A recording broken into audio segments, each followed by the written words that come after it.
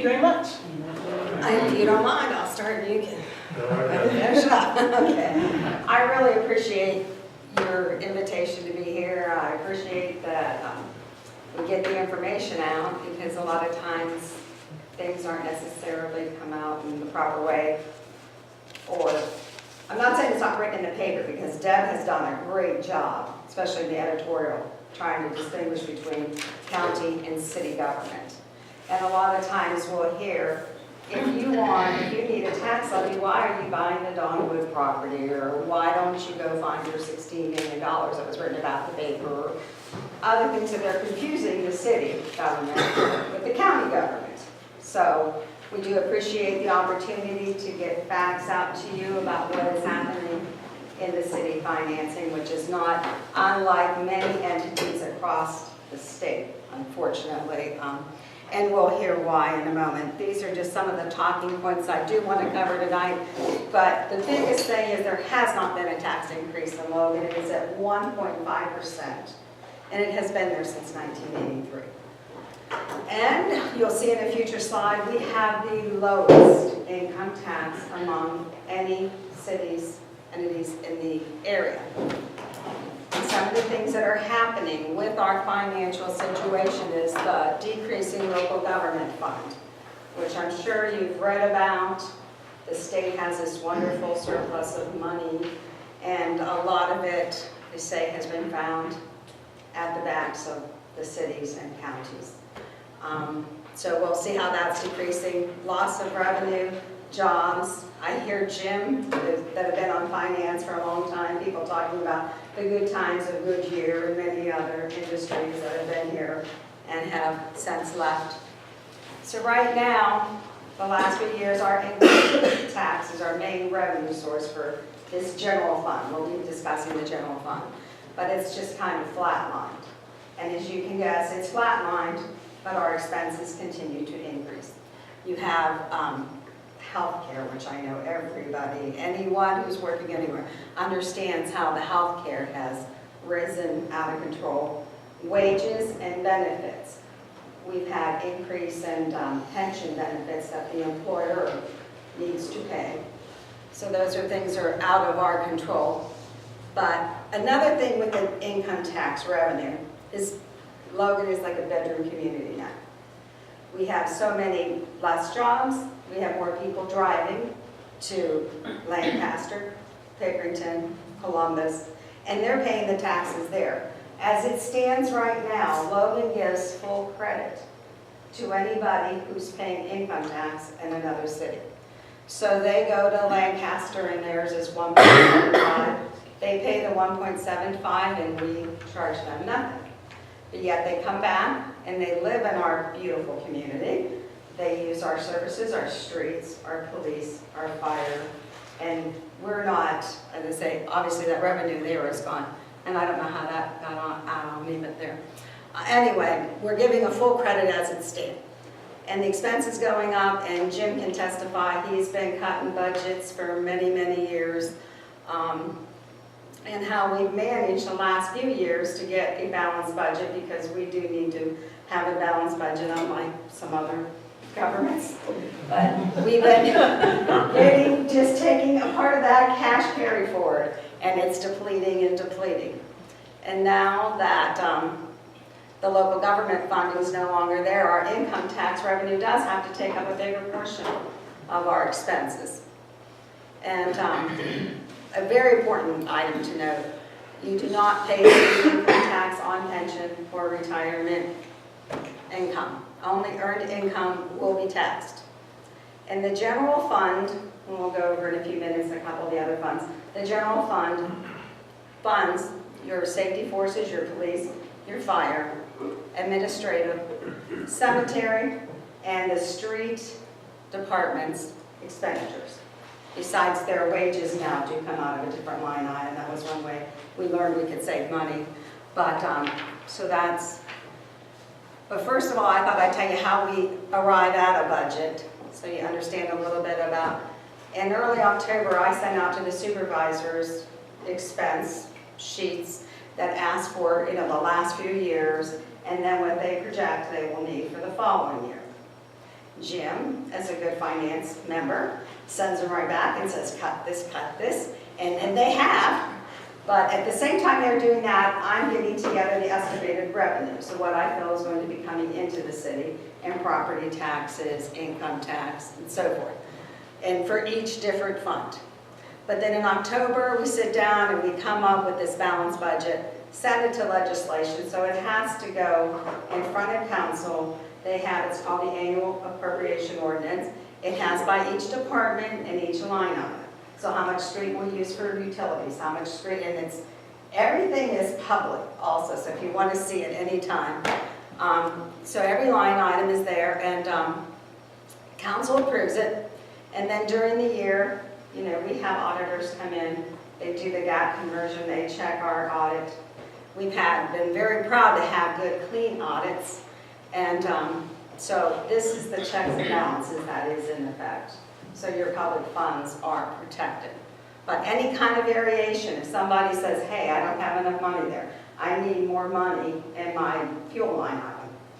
And then we don't now, thank goodness, since the lower cost of fuel. But if they do, it goes to finance. Jim recommends, okay, let's give them X amount of money from unappropriated, and then there's legislation drawn, and that's how that works. So anyway, we get the annual appropriation ordinance, and these are our major funds. We have the general, the water, and the sewer. And I show you here where the income comes from, the general fund. It comes from income taxes, and that, like I said, is 76% now of our revenue for our general fund. The local government funding, property taxes, which you think, oh, you're doing all right, you're getting the property taxes, but the general fund was appropriation of $3.6 million, and we get $200,000 appropriated for the property tax. So you can see that's just a drop in the bucket. But services, fines, license, and then the expenses again, police, fire, cemetery, parks, because cemeteries, sometimes they cut the parks, that's why they're, you know, they'll do the lawn work there and that have you. City, admin, legal, street, and like I said, the majority of those expenses are wages and benefits. And on the other side, you'll see in a moment, I have the whole appropriations blocked out, the enterprise funds, which are funds that they receive their monies from a service or good that they sell, which is water, sewer. So when you go in and you pay your water bill, at the end of the month, they break it down. X amount was brought in water, X amount was brought in for the sewer fund. That goes into those funds. And when we go to pay sewer foreman, anybody working there, your sewer bills, the whole bit, they get paid out of that fund. But we're concentrating tonight on the general fund. So this is what the annual appropriation ordinance kind of blocked out. 41% is that general fund. And then as I just spoke about, the sewer and the water. And the other is like your recreation fund, your street government, state highway, the whole. So a lot of little funds that we just kind of grouped together there. But I have them. This is what's happening. Unfortunately, you can see since 2009, and what happened with these spikes were, the city took out and got a partial grant, I believe, Jim, and then took out a loan for the rest, and they did an energy improvement project. So what happens is, first of all, legislation has to be put through that says, yes, we're going to do this project, so they appropriate it, so the expense line item went up before your revenue, and then as you draw down your revenue, it comes in later. But if you look after 2011, you can see what's happening with the revenues, going down, down, down, and our expenses, of course, like I said, going up because of those major funds or major expenses there. So this is what we've been doing with our cash balance. That's how we've been balancing the budget. Our cash balances are, at the end of the year, over $1 million in 2011, and now down to just over 200,000. Actual cash is like 360, but then there's POs, where the money's already placed, you know, meant for another. So that's what you get after the unencumbered balances. So the declining local government fund that I talked about, it was established a way for the state to pump tax dollars back in because real estate property values were really failing. In 2011, they eliminated the estate tax. We never built our budget on an estate tax revenue, but the idea is that it was there. there was always money coming in. So when you look at your history and expected revenue, it was, monies were there. But they phased out tangible personal property tax, the reduction in the state income tax. Everybody's like, yay, this is wonderful. But it does trickle down somewhere. It hits home in your entities in your counties. So this is what our totals were here. In 2011, 665,000. You can see in 2013, 437, then 458. So if you have a couple $100,000 that you're losing in revenue a year, it's certainly hurting our budget. And then the declining income tax, like I said, we've lost a lot of jobs. Our majority of our residents, they go and they work in other communities because that's where the jobs are located. 6 out of 10 of our largest employees, though, have declining revenues, and they're not replacing workers that they're getting, not laying off, but the employees are retiring and they're not being replaced. So that's really hitting the income tax. And then the service industry jobs that we're getting, we're happy to see. Anytime I see a store, a restaurant, I'm thrilled to see growth in town. But those jobs do not have the ability to replace the jobs that you have on your industrial base, the number of jobs and the amount of income that those individuals make. And then last year, House Bill 5, which passed in lame duck session, has a negative effect on our municipal income tax, but we're not sure exactly how much it will, because it gives a company the right to carry a loss every 5 years. And then people can be in town working construction longer number of days before they have to report or pay income tax. So it's really kind of hard to predict, to be a mind reader, to know what companies will have take advantage of that. And then, like I said before, income tax has been the same since 1983, 1.5, and residents receive the full credits. This is just an illustration of how the income tax has had to take up a general, much more revenue portion of our general fund. That is now the percentage of income tax making up. You can see at one time, even as low in 2010 to 65 something, and now we're up to 76% of our general fund comes from our income tax. And here's, as I say, it gives you an example of our revenue sources and how they're declining. The blue bar here, and I know it's kind of angled, I hope you can see it okay. The blue bar is our municipal income tax. So that's how much of that general fund is supported by that municipal income tax. And like I said, property tax, you can see it's there, it's pretty steady, it varies only by a little bit. And then the government fund being that gold bar on top, so you can see how that is decreasing and how the revenue in general has decreased over the years. So obviously the revenue decreasing, and here goes our expenditures increasing still. And the bottom bar is the police department. It is the largest department that we have. We have 17 officers, and for a city our size, they have a chart. The state has what is recommended for our size of town. And we're at the very minimum for those number of officers that we should have. And those officers can certainly go to Athens. They could go down to OU, they could go up to Columbus, and we do lose good officers because our pay scale is $10 to $15 less also than those officers in those other cities. And there's just a bar of their wages. You see the fire levy, there is a fire levy as part of our other. But fire levy does help to pay the fire department salaries also. But the police have increased, and the fire, that's the wages and the benefits for it. And the health insurance here. 20% increase in health insurance. Love that Obamacare. It's like, but they have, it was a joke. Anyway, they do have now, we are getting more of the cost to our individuals. And at one time I had somebody tell me, they go, well, I came here because I know the pay wasn't great, but our benefits were wonderful. But now they're having to pick up more and more of the cost of just like the rest of the world. But There are our fund balances at the end of the year. You can see the cash carry forward, and then the revenue and expenditures, and our ending balance. You can see at the end of the 2015 budget, 90,000 is left and unappropriated. And there are some things that we did just to get that. That is a very low. You can see in 2010 we had $1,075,000, 2012 $1,058,000, and how it keeps dwindling and dwindling. So the city needs to generate income for that general fund, and we can't, you know, you don't have the water or the sewer, you don't have a good to sell, you have your revenue, your tax. And then on the bottom I have the capital improvement fund, which is something I didn't talk about earlier. 30 years ago, or better, right after the income tax was passed, we're going from 1% to 1.5 in 1983.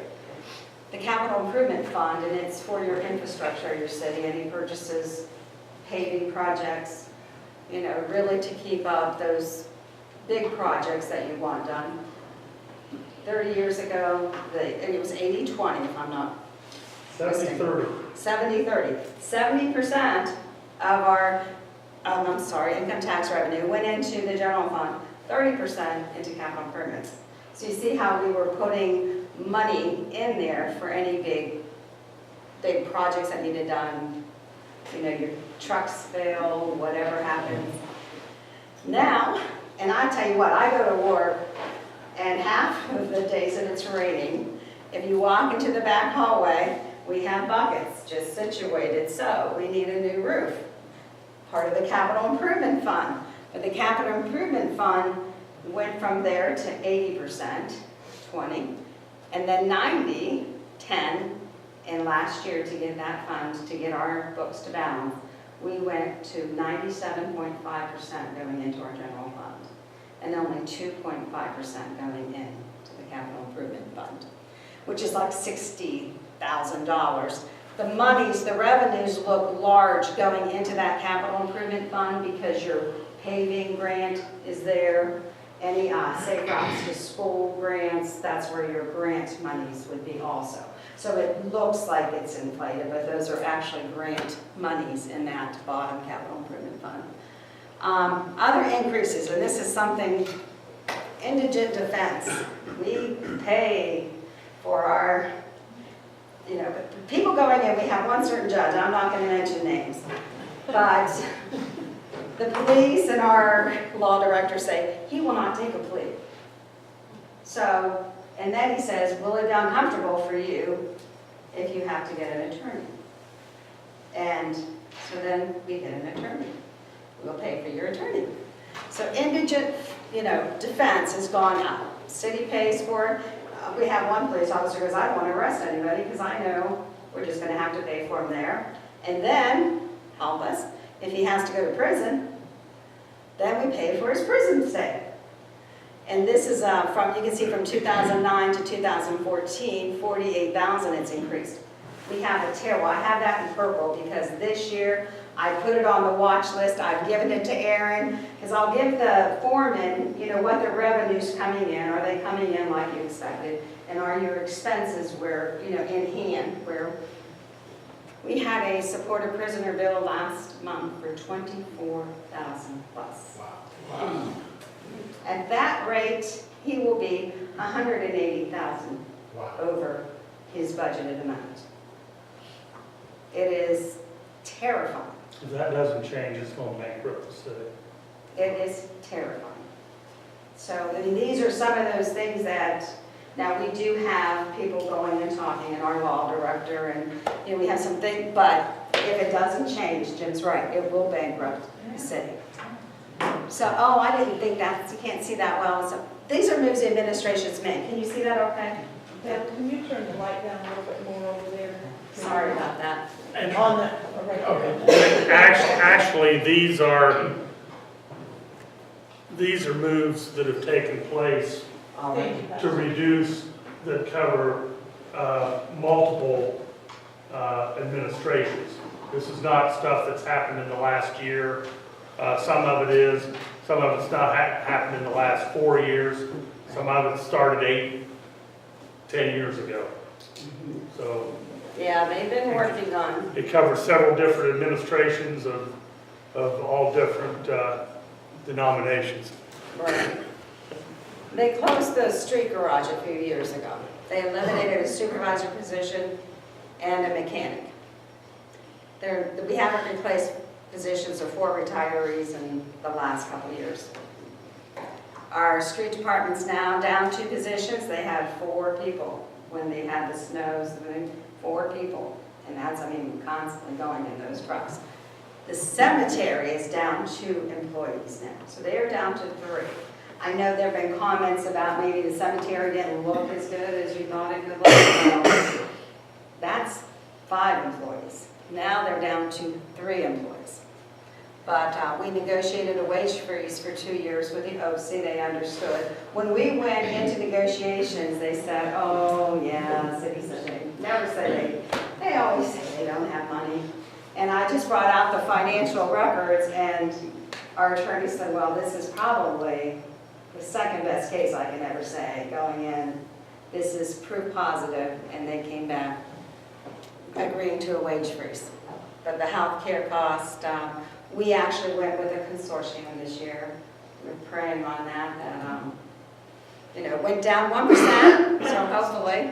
And we're in a group where it's unlike it was before. We're all covered. It's still a large number that are in the group, so we're not a standalone on the insurance. Finance cut, like I said, department budgets over and over. And in 2014, the administration and the city hall employees, they were at 50% general fund, 25% water, 25% water and 25% sewer. This year, we went to a 34% general, try to alleviate some more of those salaries on 33% water and 33% sewer. And like I mentioned before, the distribution now in capital improvements went from 90-10 to 97.5 going into the general fund. So actions similar communities have taken, many have increased their tax rate. I encourage you to go on and look for local community and local government funding, what it's done across the state of Ohio. But they reduced the credit given to residents who work in another city. They've asked for tax levies just like for their safety forces, renewed fire levies, reduced services, reduced workforce, and turn off the streetlights. We did take down a traffic light last week. Yeah. And that's going to save $800 a year. Better, yes. Every little bit counts. And there's our comparative local tax rates, as I said before. Logan being the lowest. You can see on the end there the credit. Like I said, if you go and you work in Columbus, Logan says great. You paid your 1.5%. But if I were living, I'm going to say, okay, if I was living in Lancaster and I came to Logan to work, Lancaster has that 1.75 rate. I'd go to Logan and I would pay my Logan, if I was working in Logan, because you pay where you work. Working in Logan, I pay my 1.5%, but Lancaster is only going to give me a credit of 1, so I would still have to pay Lancaster also to make up that difference there. I would be paying.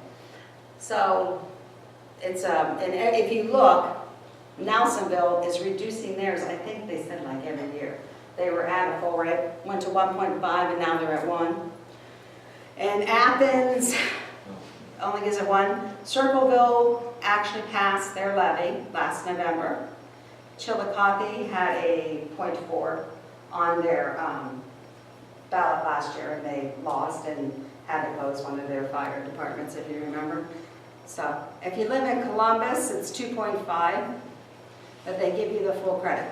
But it just in summary, that general account, its expenses are increasing, revenue decreasing. We're eating into that cash carry over. Capital Improvement Fund is now at an all-time low. We're not alone, but we need action.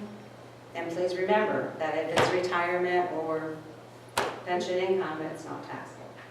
So, did you want to talk before, or do you want questions before, however you want to do it? Doesn't matter. Up to you guys. What would you like to do?